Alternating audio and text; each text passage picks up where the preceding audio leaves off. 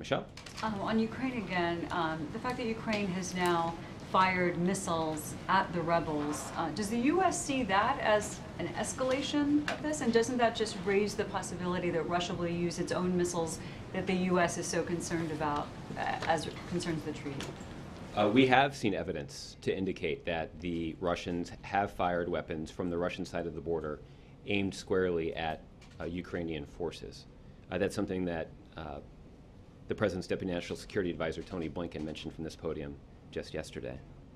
That does reflect what we think is an escalation in this conflict.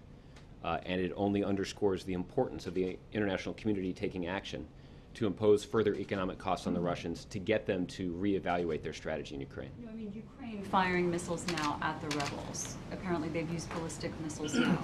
I misunderstood your question. Okay.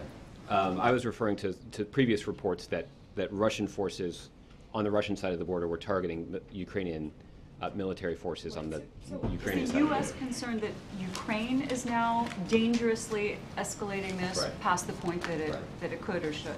I'm not in a position to talk about those specific reports.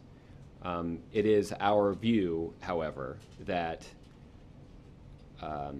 that military actions that are taken by the Ukrainian military reflect the aggressive efforts of Russian separatists to perpetuate the violence in that region of the world. So I'm not in a position to talk about those specific reports, but we do continue to be concerned about ongoing violence there, and we do encourage the Russians to use their influence with the Russian-backed separatists to lay down their arms and to try to resolve their differences diplomatically.